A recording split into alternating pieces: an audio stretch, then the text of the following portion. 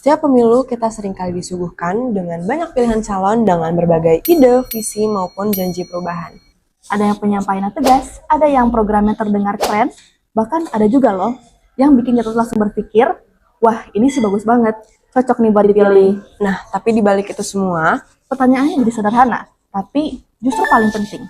Kalau semuanya terdengar meyakinkan, kita harus mulai dari mana ya? ya, karena pada akhirnya semua pasangan calon akan tampil dengan cara terbaik mereka. Semua akan menyampaikan visi yang besar dan juga menjanjikan masa depan yang lebih baik. Nah, di titik ini yang bisa kita lakukan adalah mendengarkan langsung bagaimana mereka menyampaikan gagasannya. Dan dari situ, kita coba menangkap cara mereka berpikir, cara mereka berbicara, dan juga arah yang mereka tawarkan. Jadi sekarang kita dengarkan bersama orasi dari masing-masing pasangan calon.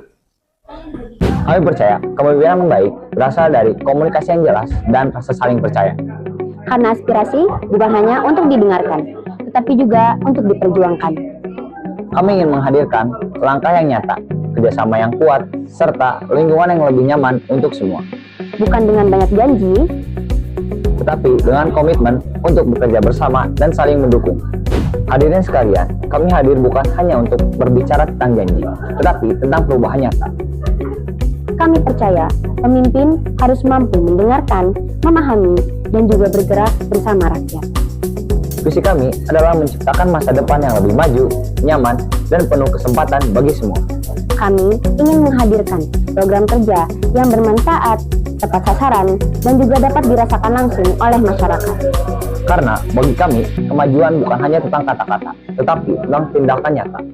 Bersama, kita bangun perubahan untuk masa depan yang lebih baik. Kami meyakini bahwa kepemimpinan bukan hanya tentang sistem yang berjalan dengan baik, tetapi tentang bagaimana setiap kebijakan benar-benar berpihak dan dirasakan oleh semua pihak.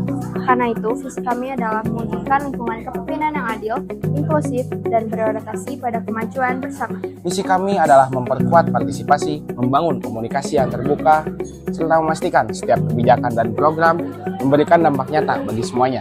Kami tidak ingin sekedar memastikan kegiatan ini berjalan, tetapi memastikan setiap program memiliki makna, tidak hanya formalitas, melainkan benar-benar membawa perubahan. Karena pada akhirnya, kepemimpinan yang baik adalah yang mampu menghadirkan kebersamaan, keadilan, dan kemajuan bagi semua. Menurut kami, kepemimpinan bukan cuma soal sistem berjalan. Tapi soal apakah orang-orang di dalamnya merasa ikut terlibat? Karena itu, kami membawa pendekatan yang lebih aktif, kolaboratif, dan adaptif. Target kami bukan hanya sekadar kegiatan yang terlaksana.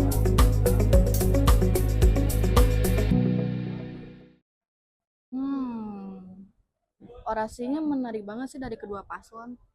Kau pilih yang mana? Aku sih kayaknya paslon 1 ya, karena kayak lebih kelihatan tegas dan kayaknya lebih cocok gitu. Sebenarnya aku juga mikirnya paslon 2 juga bagus sih, tapi kayaknya aku ikutin kamu aja deh. Loh, FOMO. Iya. Tapi sebelum kita FOMO, milih siapa paslonnya, kita harus tahu jejak digitalnya gimana.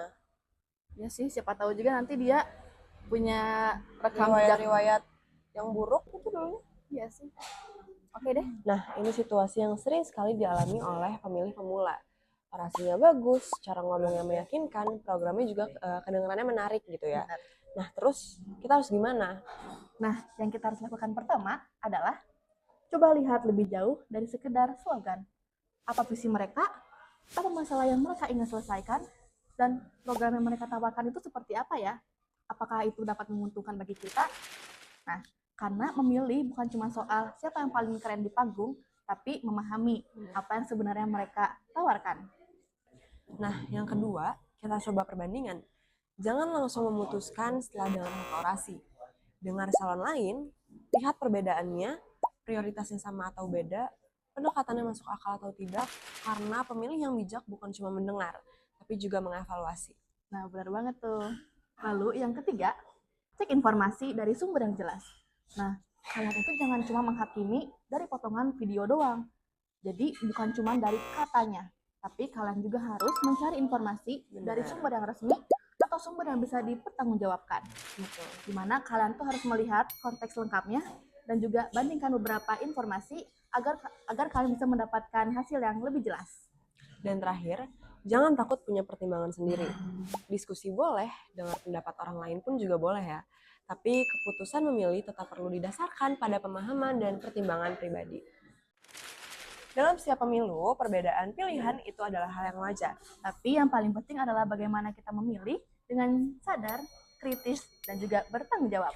Jangan asal percaya hanya karena viral, Jangan asal ikut pilihan orang lain, dan jangan memilih hanya karena seseorang terlihat meyakinkan di depan kamera.